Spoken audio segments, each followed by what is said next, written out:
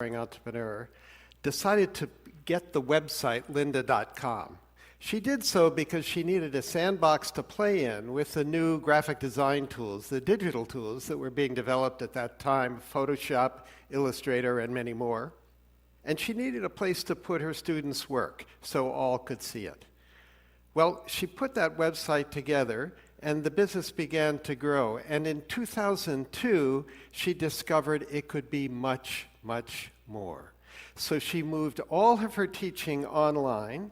Later, the business was sold to LinkedIn, who renamed it LinkedIn Learning, sold for $1.5 billion US dollars. Lynda is the poster child for what I call the counter-conventional mindsets of entrepreneurs. So I want to tell you about these mindsets today, and here we go. So number one, why do I call them counter-conventional? Well, first, these 6 mindsets run counter to the best practices, as we call them, that are done in big companies today. They fly in the face of much of what we teach at London Business School and other business schools about strategy, about marketing, about risk, and about much more. Now, you might say, John, what do you mean by mindset? A mindset, of course, is up here, right? It's those things, attitudes, habits, thoughts, mental inclination, which, when something comes our way, predetermines the response we make to that something that comes our way. And those somethings, as we entrepreneurs call them, are opportunities. So I want to tell you about these 6 mindsets. And the first one I call Yes, We Can. Now, B-School Strategy 101 says the following. What we're supposed to do in a company is stick to our knitting. We've got to figure out what we're really good at. We call them core competencies, and we've got to build on them, invest in them, nurture them, make them more robust. And if somebody comes along and says, can you do something different that's outside of that, what are we supposed to say? No, I'm sorry, we don't do that around here. Well, a Brazilian entrepreneur named Arnold Correa built a wonderful business that today is called Atmo Digital by disregarding those rules. He had already reinvented his business twice to become a major provider of event management and production services. When one of his customers said to him, you know, I have 260 stores scattered all around Brazil, and Brazil is a big country, and I'd like to be able to broadcast training and motivational events to the stores in real time. So Arnold, could we put televisions in the training room of all my stores, and could we build a satellite uplink so we can send all this wonderful stuff to the stores? So what did he say? He said, yes, we could do that, even though he knew nothing about satellite technology, had never operated outside Sao Paulo, but he got it done. Then several years later, some of his other customers, one of them in particular, Walmart, said, well, you know, it's nice that we have all of these television screens in the back room of the store, but wouldn't it be cool if we had them on the sales floor, because then we could run advertising. So when the customer walks down the aisle for detergent, perhaps there's an ad for Procter & Gamble's detergent in that aisle. And what did Arnold say to that request? Yes, we can do that. Over a period of years, Arnold reinvented his business fundamentally 4 different times by saying when a customer wanted something new that lay outside his core competencies, yes, we can. The second one I want to tell you about, I call problem first, not product first logic. So in big companies today, it's all about the products. So when I'm in the US, my family and I have used Tide for many years to wash our clothes. And we get a chuckle every now and then because we can tell a new brand manager has come along, because what happens? They change the product, right? They take the blue speckles out of it and turn them green. And they call it new improved. Is this innovation, guys? I'm not so sure.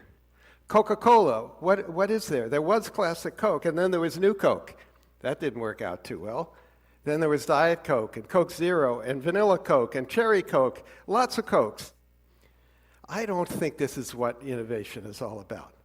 But for entrepreneurs, we don't focus on products, we focus on problems. So a guy named Jonathan Thorne developed a technology that did something very useful. This instrument you see in front of you is called a surgical forceps. It's the tool that almost every surgeon in any kind of medical discipline uses to do his or her work. But there's a problem with these surgical forceps. They stick to human tissue. So imagine you're having a facelift and the plastic surgeon is doing the final touches, but the tissue sticks to the forceps. Maybe it's not going to look quite as good as it was supposed to look. And maybe the plastic surgeon's going to get a little frustrated and it's going to take longer to do the work. And John said, you know, that's a problem I think I can solve with a new silver-nickel alloy that he had developed. Well, it turned out the business didn't grow very fast, focusing on plastic surgeons. So he said, I wonder if there's another surgical specialty that has an even bigger problem that I could solve. And he discovered one, and it's neurosurgeons. And neurosurgeons work in two places on our bodies, in our spines and in our brain. So I hope you never have brain surgery, and I hope I never have it. But if they have to take a little tumor out, I hope the forceps don't stick to some other tissues, because I kind of want to keep all the brain cells I can, right? John Thorne built a fantastic business, sold it some years later to Stryker. Stryker is very happy. John and his investors are very happy too. Why? Because John focused on solving problems, not on thinking about products. The next one, I call it think narrow, not broad. Like John Thorne, an entrepreneur I'm going to tell you about focused on a problem, but thought very narrowly about a target market. But the big company wisdom doesn't want narrow target markets. It wants big target markets, right? Because you've got to move the needle. Why would a big company mess around with something small? But like John Thorne, Philip Knight and Bill Bowerman, when they founded Nike, a company we all know very well today, had identified a problem, but it was a problem that a very narrow target market had. Phil Knight was a runner, a distance runner, and he could run almost not quite a 4-minute mile, and Bill Bowerman was his track coach. And there's a problem with their shoes, because running shoes in those days were really made for sprinters. And when sprinters train, they run around a track. It's a nice, smooth track. But distance runners don't run around tracks. Where do they run? They run on country paths and dirt roads, and they're always stepping on sticks and rocks. And so they get sprained ankles. And they run mile after mile after mile, and they get shin splints. Well, Knight and Bowerman said, we need better shoes, shoes that are made especially for distance runners, especially elite distance runners who really train a whole lot. So we're going to build a better shoe that's going to have better lateral stability, a wider footbed. It's going to have a little more cushioning in it to protect against those shin splints. And by the way, if it's a little bit lighter weight, a few ounces lighter times all the steps in running a mile or a 2-mile or a marathon, it's going to make for faster race times too. So we know what happened with Nike, right? Once they developed the skills to design shoes explicitly made for a target market, a narrow one, and once they learned to import those shoes from Asia, and once they learned to get athletes to adopt those shoes, what did they do? Well, John McEnroe in tennis, Michael Jordan and basketball came next, and we know what the story is with Nike today. They're the global leader in athletic footwear and much more. Okay, the next one, asking for the cash and riding the float. Big companies today are awash in cash. Even in these tricky times we're in today, there's cash all over the place, right? Merck, in 2018, spent all this money giving money back to shareholders through stock buybacks and dividends, and they could only find $10 billion worth of R&D to do with all that cash. Is something wrong here? I think this just doesn't feel right. But for entrepreneurs like Elon Musk and the Tesla team, cash is the lifeblood of the entrepreneurial venture. So when Musk joined the Tesla team, he said, well, what's the plan here? And the team had a plan. It was to build a really fancy sports car, make a lot of money from that one, use that money to build a somewhat lower priced car, make some money from that one, and then we're going to build a mass market car that more people can afford. And in so doing, we're going to make a real dent in the emissions problem that the global automobile industry creates.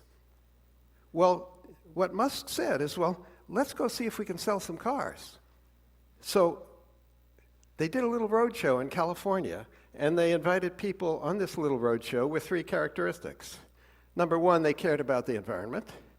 Number 2, they were wealthy. And number 3, they thought it might be cool to have the next big thing parked in their driveway. Well, guess what? They sold 100 Tesla Roadsters for $100,000 each, cash on the barrelhead, pay tonight. How much, do the math, how much money they got to start building Roadsters? $10 million in the bank, in cash, before they had built Roadster number 1. Well, that principle has carried Tesla all the way through its journey. So when they introduced the Model 3 several years ago, nearly 500,000 consumers put down deposits of $1,000 each. Do that math, 500,000 consumers, $1,000 each, $500 million in the bank, in cash, with which to begin doing the engineering, build the tooling, fit out the factory, and more. Wouldn't you like to build your entrepreneurial venture with that kind of business model? Okay, the next one. I call it beg, borrow, but please don't steal. In B-School Finance, we teach our students how to analyze whether a project's any good. So you figure out how much investment you have to do, and then you figure out what the cash flows are going to be going forward year after year after year for 5 years or 10 years or whatever. And then you ask yourself, well, is that return on that investment sufficient? And if the ROI is good enough, then you do the project. That's the idea. But for Tristram Mayhew and Rebecca Mayhew, his wife, who built a wonderful business in the UK called Go Ape, a treetop adventure business, they didn't think that way at all. They said, well, we want to build a treetop adventure business here in the UK. They'd seen one in France that they liked on a vacation. So where can we get some trees? Well, who's got trees in the UK? Well, it turns out the UK Forestry Commission has trees in the UK, lots of them, in all these Forestry Commission sites. And the Forestry Commission was very interested in increasing their visitor count. Well, what better way to increase their visitor count than to have a Go Ape treetop adventure course on their land? So what Tris and Bex essentially did was go to the Forest Service and say, look, or the Forestry Commission and say, look, if you'll give us a chance to build 5 of these and show you that it works, we'd like an exclusive for the rest of them for 25 years. The deal was done.